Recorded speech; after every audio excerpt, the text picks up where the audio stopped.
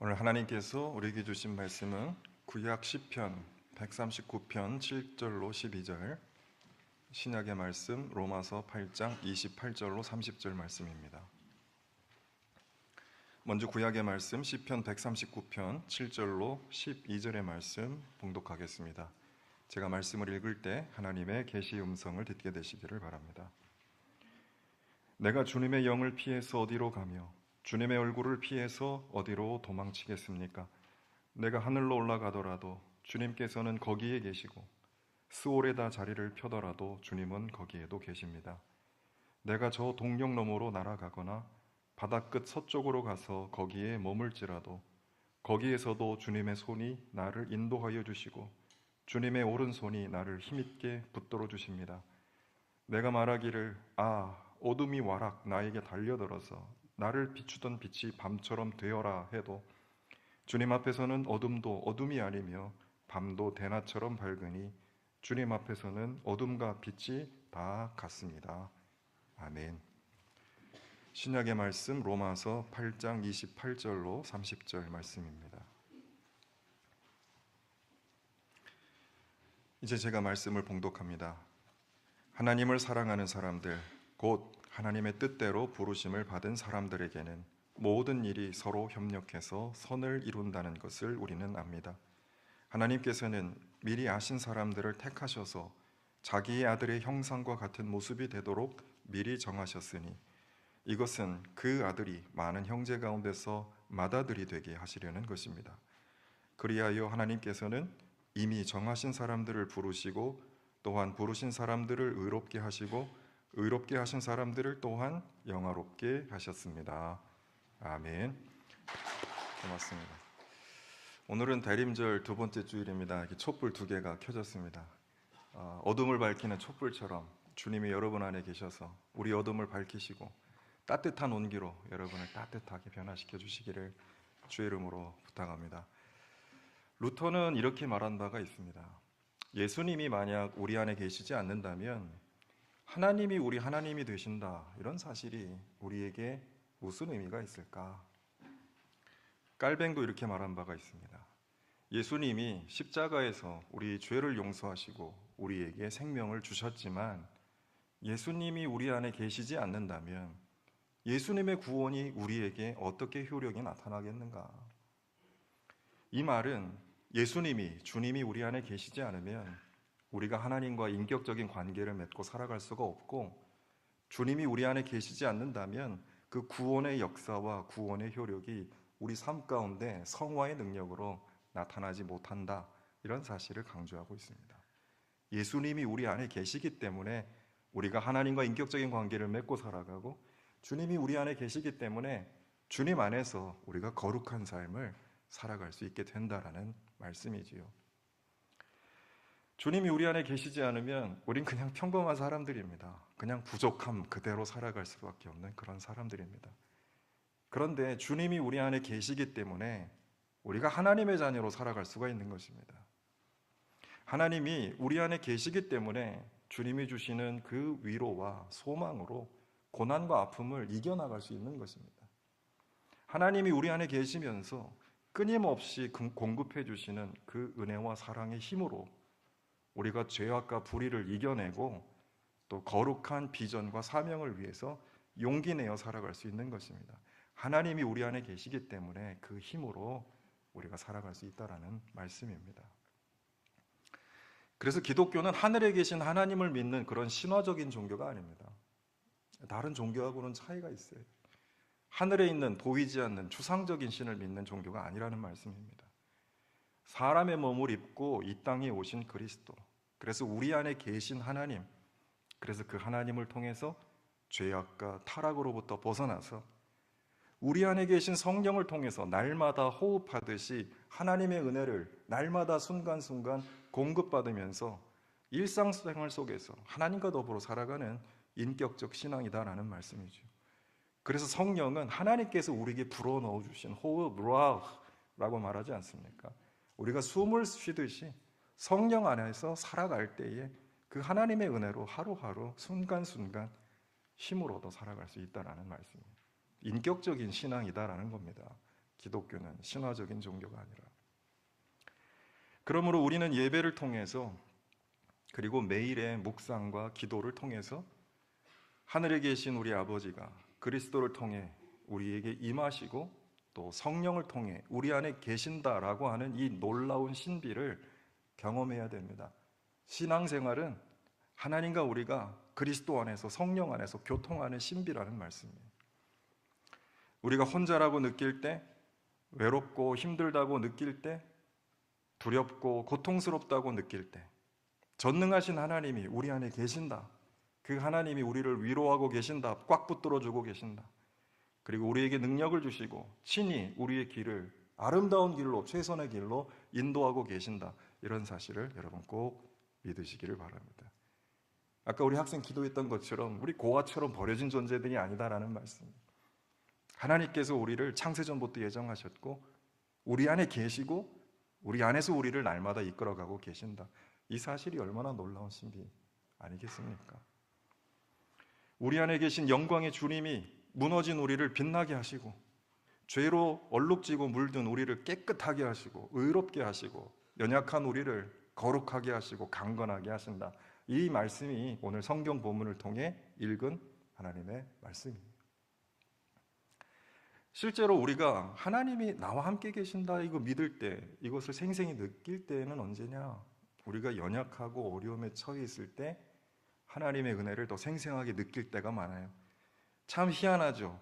좋고 잘 나가고 평안할 때는 하나님 별로 못 느끼다가 그때도 느끼시는 분들이 있으면 훌륭한 분들입니다. 근데 보통은 뭔가 일이 잘 안 되고 힘들고 어려울 때 하나님의 은혜를 우리가 느낄 때가 참 많거든요.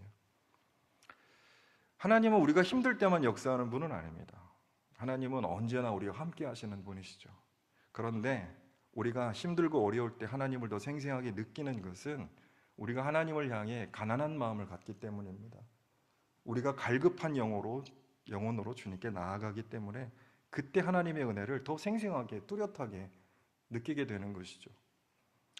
또한 하나님은 우리가 약하고 공허할 때 우리를 은혜로 넘치도록 채워주시려는 그런 하나님이세요. 그래서 약하고 힘들 때 하나님의 그 부어주시는 충만한 은혜를 더 느끼게 되는 것입니다.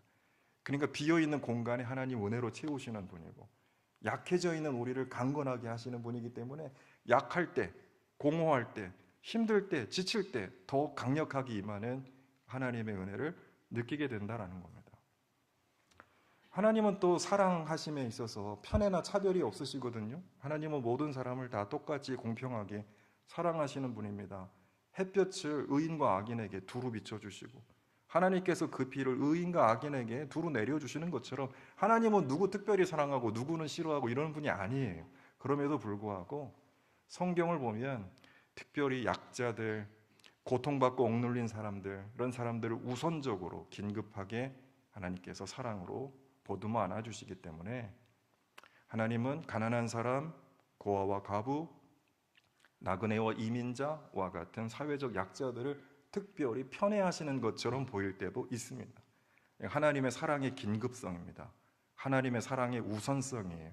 사랑의 편애가 아니고 차별이 아니고 긴급성, 우선성이라고 우리가 보여집니다. 그러므로 우리가 약해 있을 때, 힘들 때, 어려울 때 하나님의 사랑은 더 큰 강도와 더 큰 정도와 더 큰 크기로 우리에게 임한다는 사실입니다.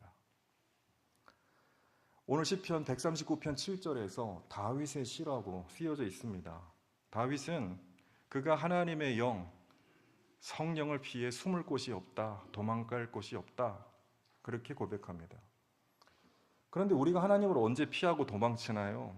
지금 여러분들은 주님께로 나오셨지 않습니까? 오늘 주일 예배 때 하나님 만나고자 나왔습니다. 이게 얼마나 은혜로운 모습이에요. 그런데 우리가 언제 도망치고 언제 피합니까? 예배의 상황과 정반대의 상황인 거죠. 하나님을 피하고 숨고 도망가는 상황. 아담과 하와를 보십시오.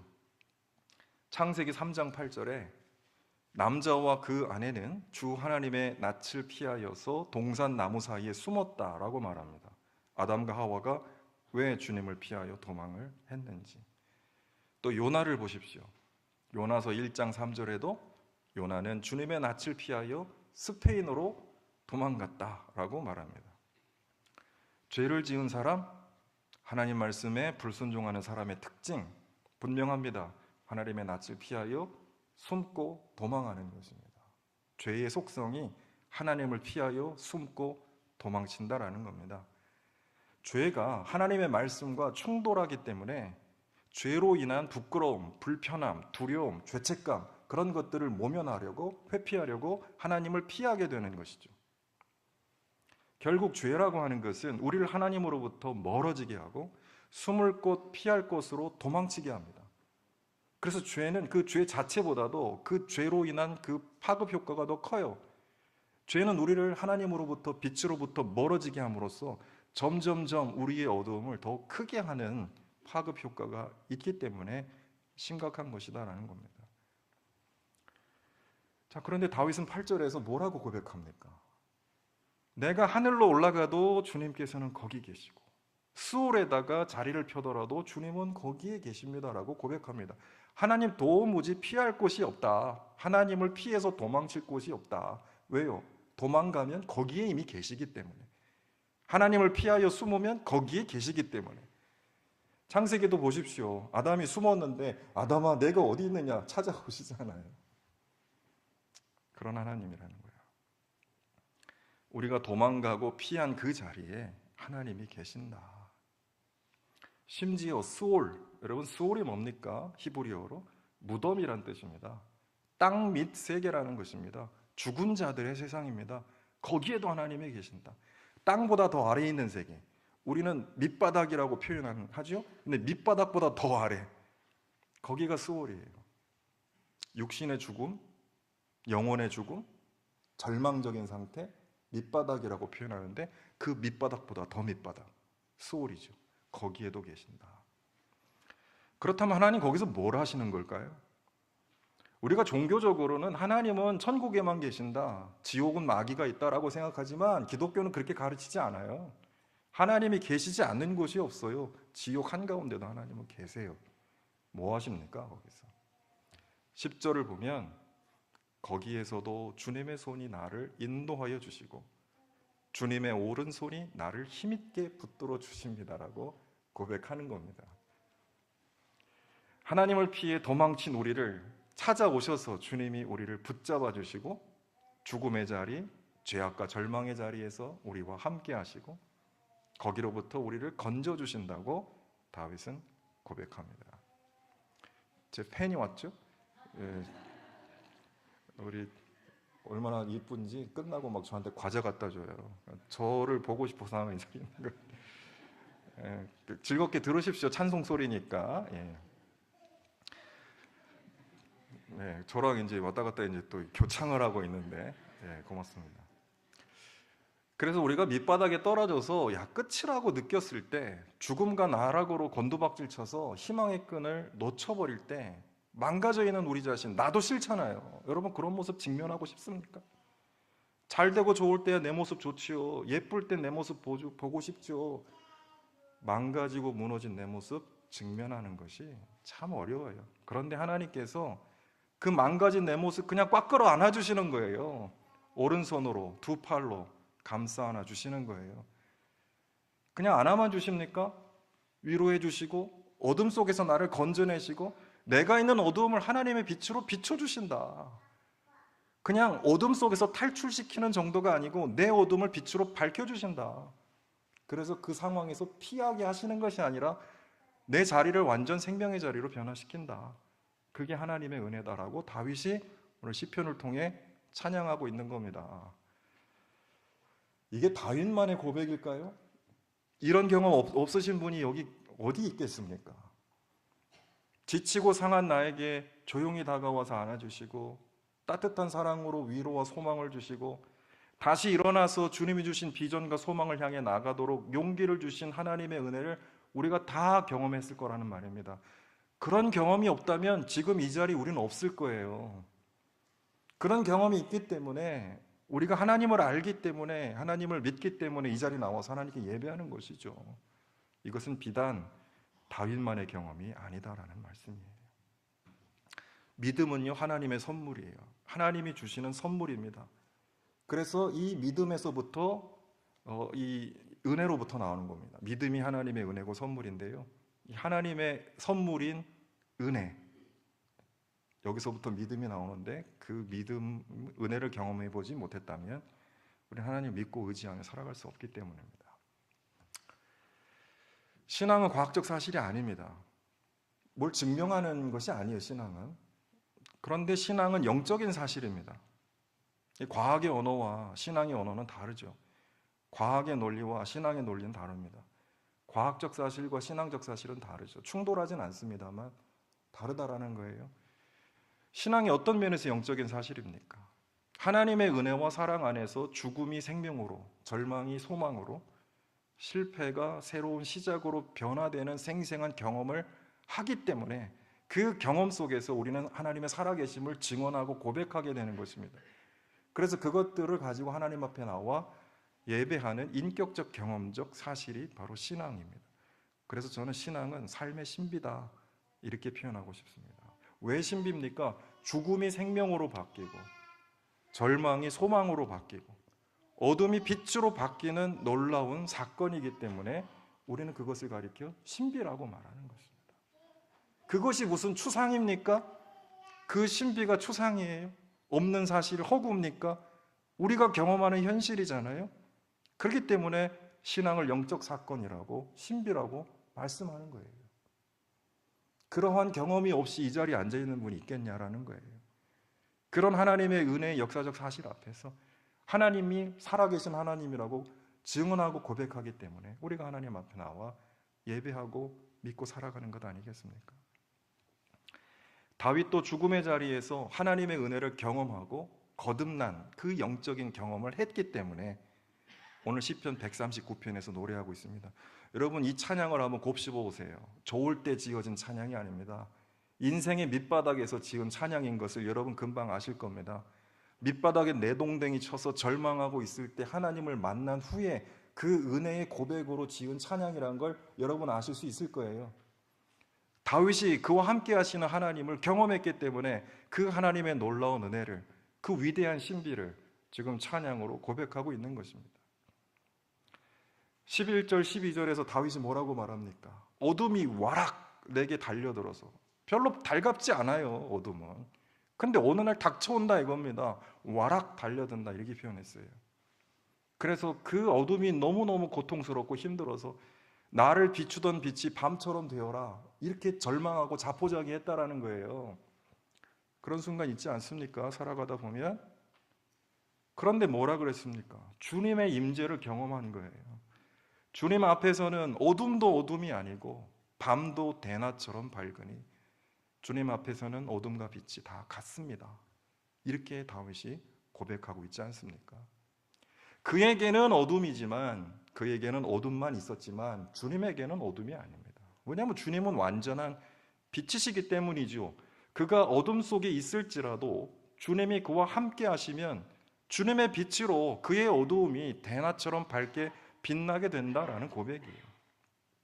그 자신에게는 수월이고 밑바닥이고 죽음이고 절망이지만 주님이 거기에서도 함께 하시니 그의 죽음의 자리가 생명의 자리로 변하고 그의 철저한 어두움을 생명의 빛으로 압도하는 그 하나님의 은혜를 다윗이 경험하고 오늘 이 노래로 찬양하고 있는 것입니다.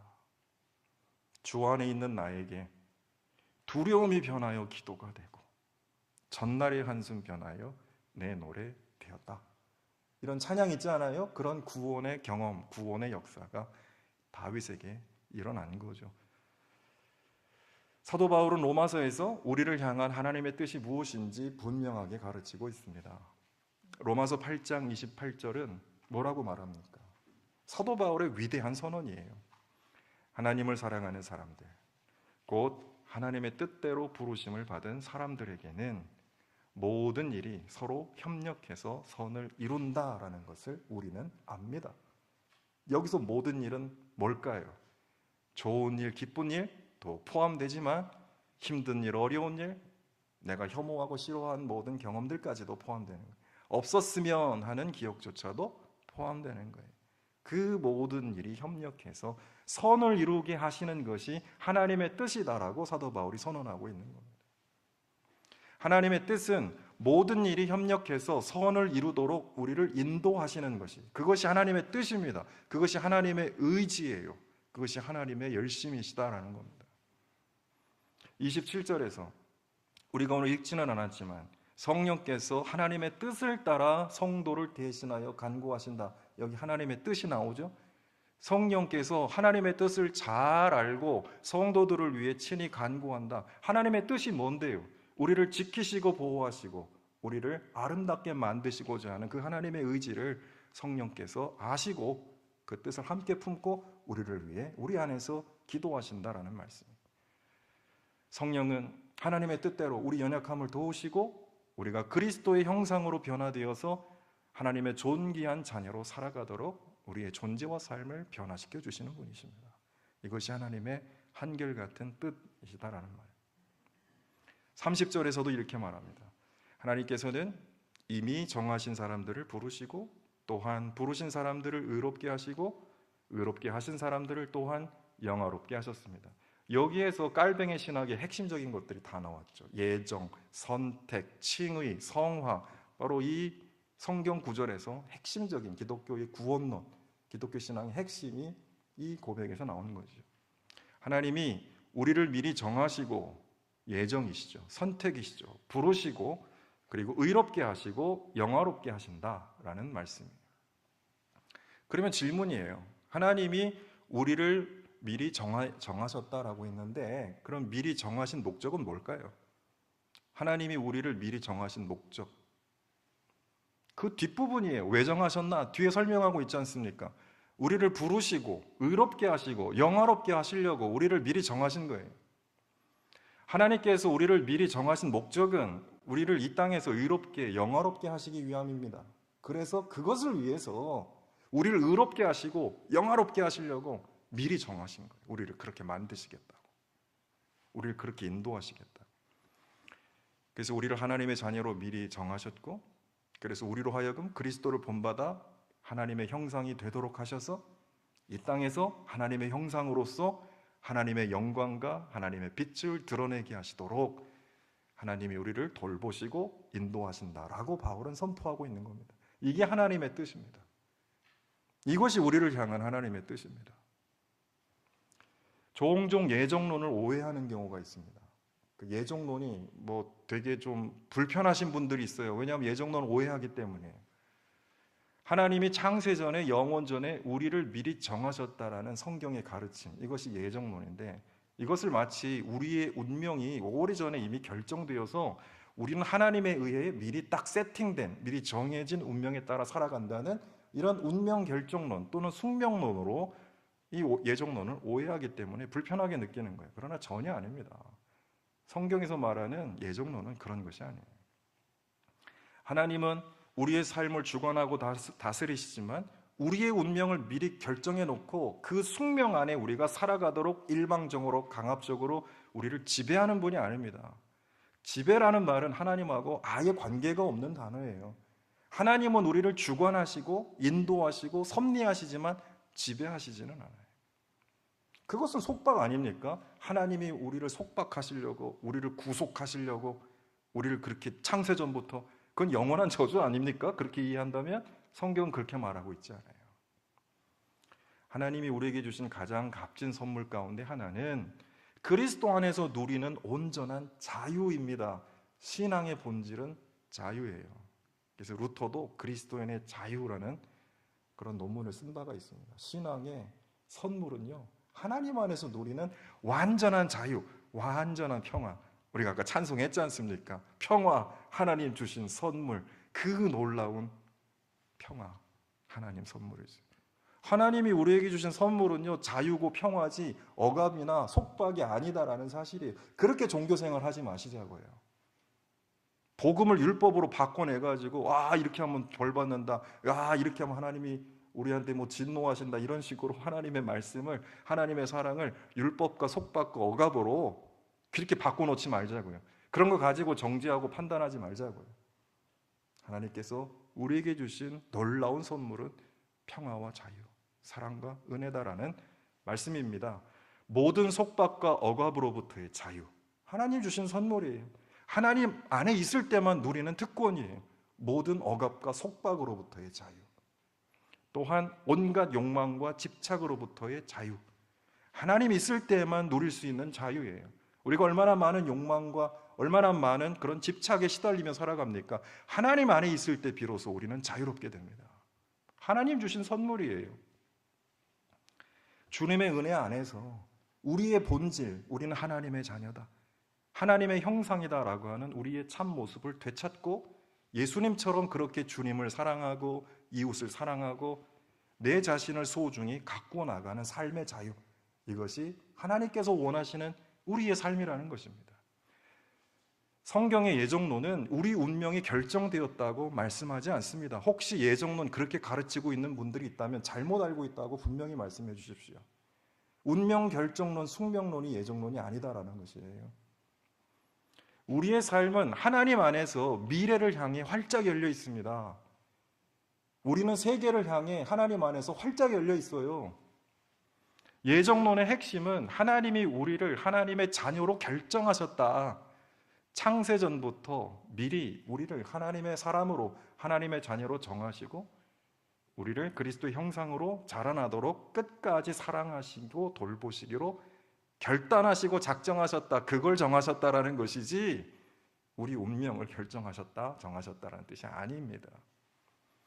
우리의 운명을 미리 정하신 것이 아니라 우리에 대한 하나님의 변함없는 사랑과 돌봄의 의지를 미리 정하셨다라는 뜻입니다.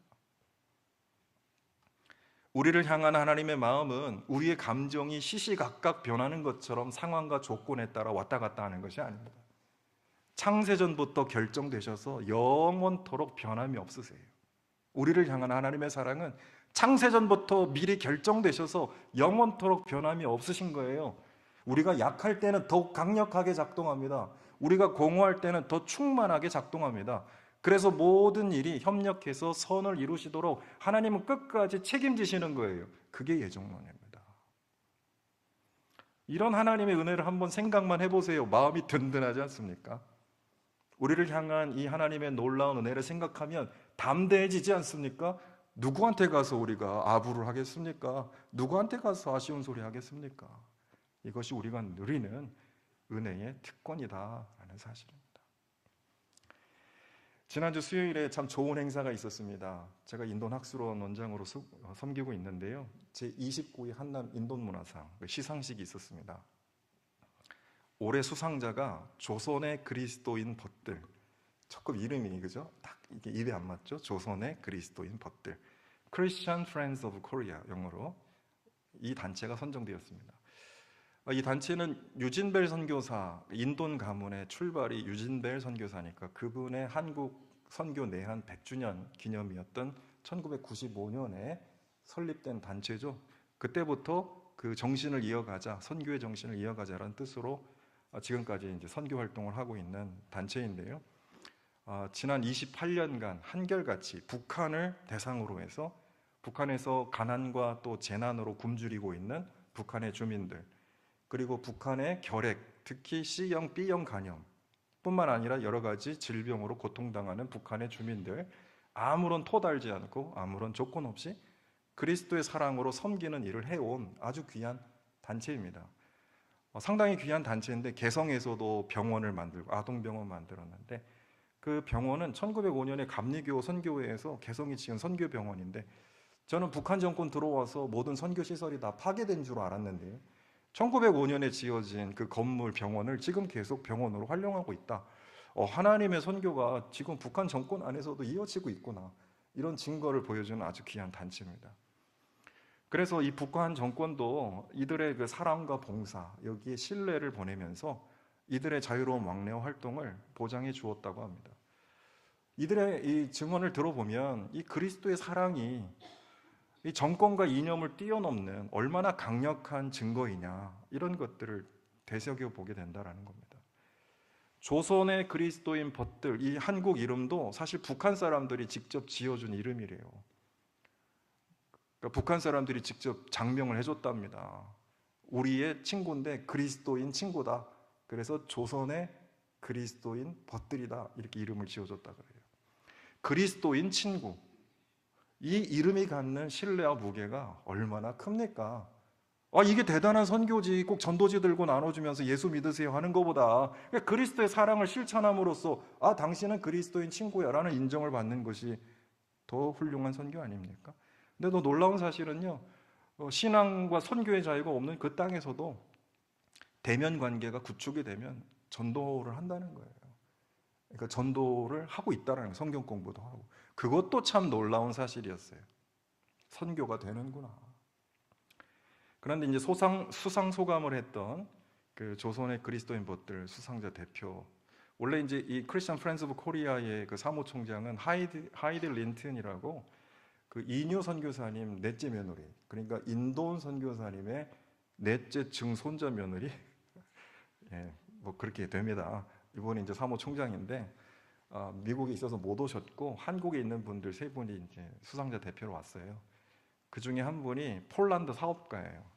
외그진, 발음이 어렵더라고요. 외그진, 한글로는 백윤호라고 한답니다. 백윤호.